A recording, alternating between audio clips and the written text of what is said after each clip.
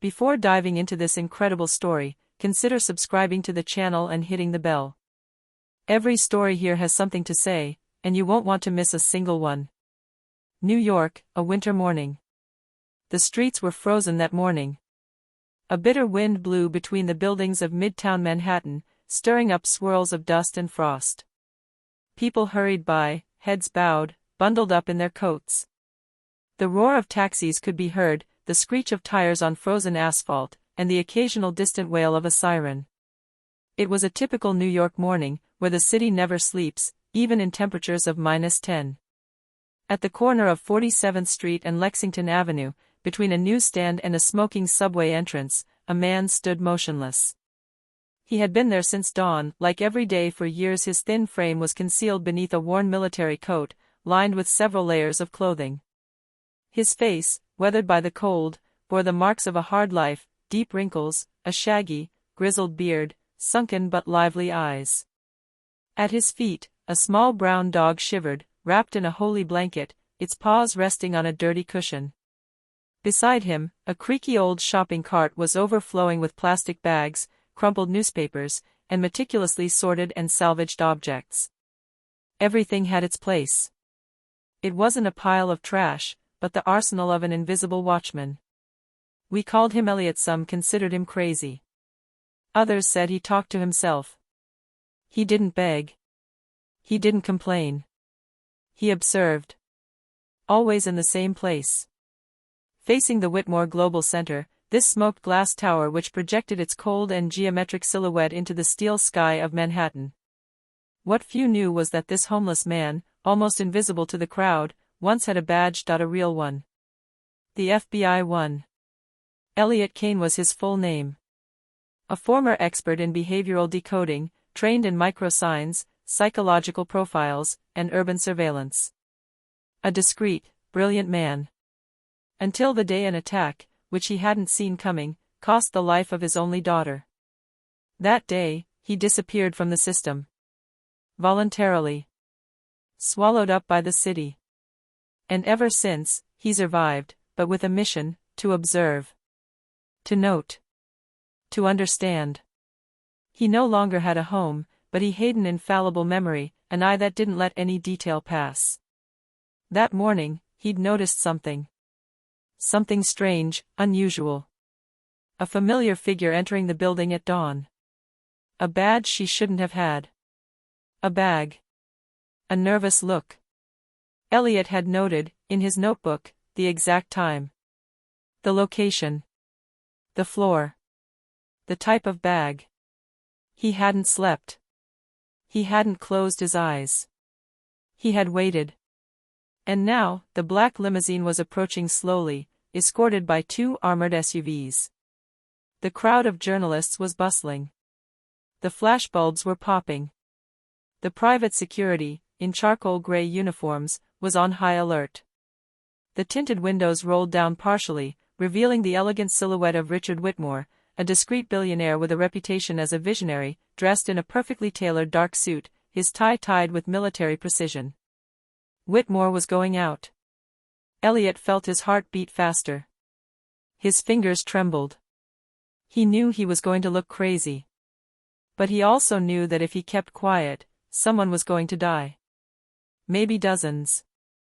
So he took a step forward, crossing an invisible line between shadow and light. And he screamed.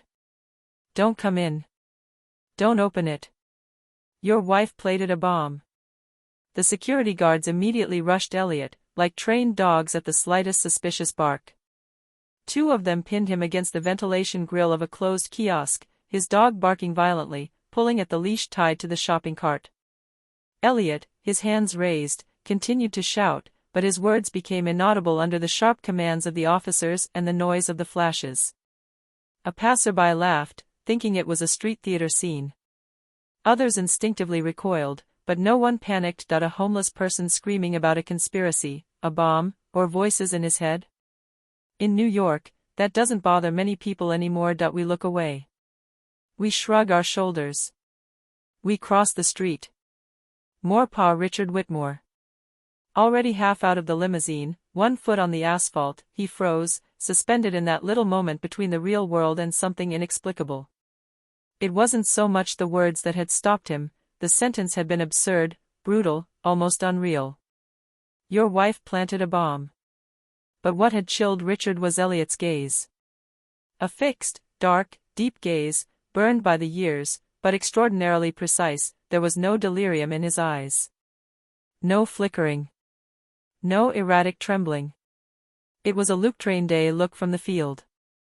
The look of a man who has already seen the explosion before it happens. And in that look, Richard thought he recognized something familiar. An invisible imprint, that only men of war, field agents, or survivors bear, awareness of brutal reality. He slowly climbed back into the vehicle, closing the door with abnormal calm. Stop. Don't touch him again. The guards froze in surprise. Richard rolled down the window slightly and stared at Elliot, who was held between 2 officers, his chest heaving, his beard fluttering in the wind. How do you know that? The officers looked at each other, bewildered. One of them whispered. Mr. Whitmore, he's just a bum. He's rambling. But Richard simply raised his hand. Silence. Elliot, his eyes fixed on the businessman's, slowly removed a small notebook from his inside pocket. It was a worn, taped notebook, dirty, and creased with age. He handed it to one of the guards, who hesitated, then handed it to Richard. Inside, between pages covered in fine, nervous writing, were hand-drawn diagrams, annotations coded, and above all, a series of blurry photos, obviously taken with a very old telephone. On one of them, we could clearly see Andrea Whitmore, Richard's wife, enter through a service door, wearing a beige jacket and a black hat. She had a badge, Elliot murmured breathlessly. I saw her go through the 46th Street personnel access. 11:14 p.m. She went around the offices. I saw the bag. It was heavy, rigid. She left it on the 43rd floor, East Meeting Room. I know it's a secure area. But she thought no one was watching. I watch. All the time. Richard felt a shiver run through him. This notebook. He had seen them before, too, in another time. It was a field notebook, this guy wasn't making this up. And even if it was a coincidence, even if Elliot was wrong, he couldn't take that risk. Go check it out right away, he said to his security chief. Sir. The 43rd floor. East Meeting Room. Search every bag, every vent, every partition. And above all, do it discreetly. Not a word to the press. The guards dispersed. Elliot stood there, his eyes reddened by the wind, but calmer. His dog had stopped barking. Richard stared at him through the window. A long silence. Then he whispered, more to himself than to the others. Who are you really? And in that look that had not left him for a single second, he suddenly understood that he was dealing with someone who knew what it was like to lose everything, except instinct. Richard Whitmore stared at Elliot intently. His gaze never left that weathered face, worn down by the cold and years spent in the shadows. There, behind the grime, was the shaggy beard and tired eyes, a familiar memory, an echo from another time. A name, long buried, slowly resurfaced in his consciousness. Elliot Kane. A name he hadn't heard in over a decade. A man said to be lost. Or dead.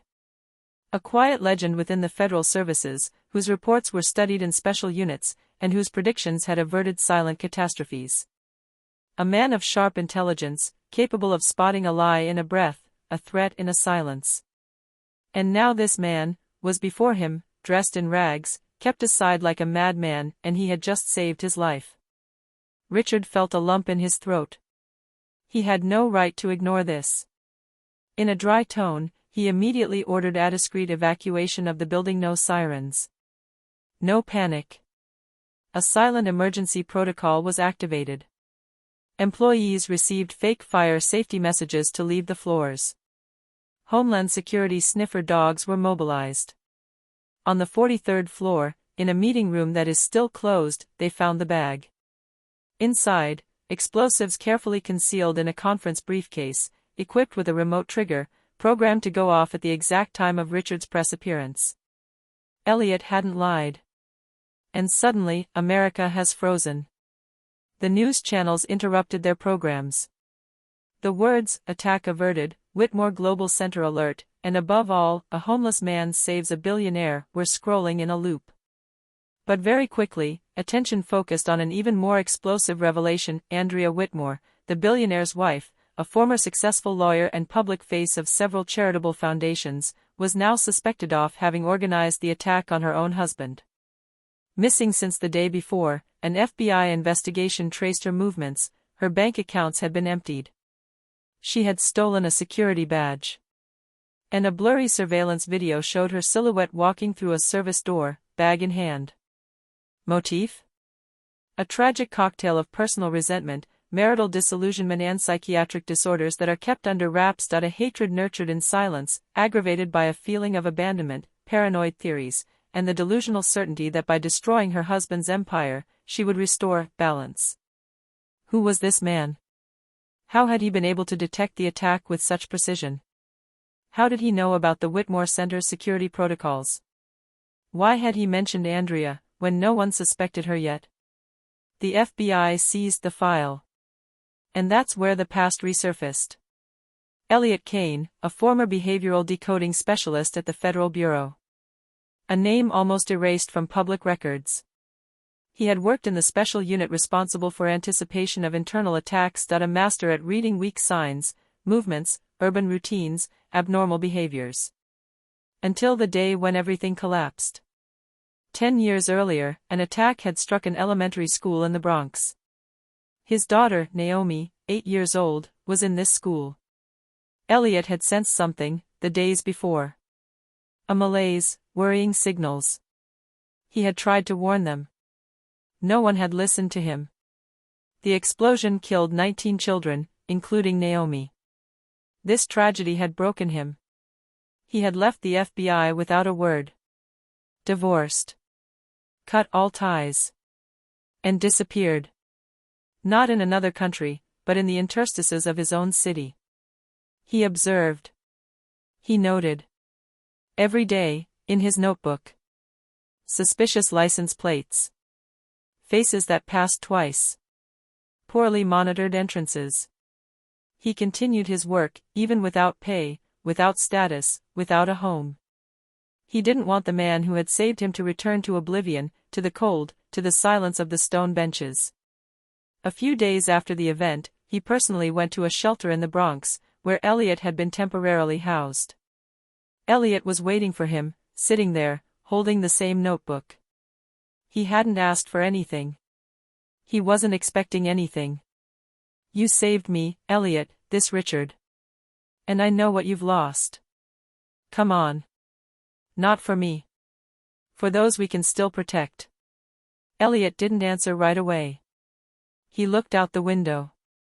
A child was running outside in the slush. His face remained impassive. Then he gently closed his notebook and whispered, "I don't believe in systems anymore. But I still believe in signals." He accepted. Slowly. Silently. And a few weeks later, a name reappeared on an access badge, E. Kane. He was given a discreet position within Whitmore Defense, in a confidential division specializing in analysis of invisible urban threats. No suits. No glass offices. Just screens, cameras, and a team of young agents waiting for their instincts. But this was not all. One day, Richard walked into Elliot's office with a cardboard box. "I retrieved this." It was in the Bureau's archives. In the box, a file. The one of Naomi Kane, and all the internal correspondence the FBI had never shown Elliot. Signals, actually detected. Emails left unanswered. Human error.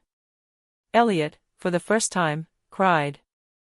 2 years later, Elliot published a book. A work soberly entitled "Don't Open It," with the subtitle "Chronicles of an Invisible Man in a City That No Longer Looks." The title, heavy with meaning, obviously referred to the words he had shouted that winter morning, words that no one wanted to hear, and yet which had changed the course of a life, a business, a nation. But the book went far beyond the story of the averted attack. It was a testimony. A cry. A map of the street seen by a man whose gaze pierced illusions. In it, Eliot recounted the silent brutality of exclusion, the logic of the sidewalk, the human shadows that become invisible through being ignored. He described the observed routines, the banal acts of violence, the furtive gestures of kindness that he called the threads that keep the fabric from tearing completely. Each chapter was punctuated by short, punchy sentences, like bursts of awareness. You don't become invisible because you're poor. You become invisible because people get used to looking away. A city is not sick when bombs explode, but when the sentries no longer have a voice. You don't have to be seen to see. And sometimes, the one you ignore is the one who knows everything. Eliot wasn't demanding recognition. He wasn't accusing. Appealed, testified, revealed. Critics hailed the work as relentless, poetic, and disturbing, a mirror held up to a society that only wants to see what comforts it. Journalists, sociologists, psychologists, and field agents took it up. Police schools integrated it into their curriculum, to make new recruits aware of what they don't see, the weak signals, the telling silences, the dangers that arise from indifference. Anonymous readers, teachers, drivers, teenagers, even the homeless, wrote to him by the hundreds. Many said the same thing. You have put into words what we are experiencing, without us knowing how to explain it. Produced by an independent studio, modestly adapted by a respected screenwriter, it was presented at Sundance under the title Invisible Eyes. It showed a man walking through the city, filmed at shoulder height, silent, but whose inner voice told what no one wants to hear. The film moved the audience. It won an award. And Eliot, though discreet, took the stage briefly to thank those who began to look differently. In a sober interview on PBS, Richard Whitmore said, "Eliot saved me twice. Once from death. And again, from my own blindness. I had everything. The intelligence, the power, the tools. But I forgot to look."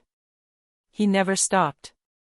Richard, since then, had set up a citizen analysis unit, composed of former outsiders, survivors, and silence. Their observations were now studied alongside the most advanced algorithms. Eliot had proven that lucidity does not depend on status, more of the attention we pay to the world. Today he lives in a small apartment on the third floor of a modest building in Harlem. A simple but bright accommodation, with a large window overlooking the street and a library that is constantly growing. Her dog, now elderly, sleeps peacefully in a corner on a clean blanket. Eliot gets up early. He walks every morning to Bryant Park, his old observation post. He sometimes sits on the same bench, listens, watches. He still doesn't talk much. But Puritan. Always. He's holding a new notebook, one of those elegant black moleskins Richard gives him every year. Within its pages, the city's murmurs, the fleeting glances, the saving gestures. And whenever he is asked how he knows what he knows, he simply replies, "Just because we don't listen to you, doesn't mean you're not seeing things correctly."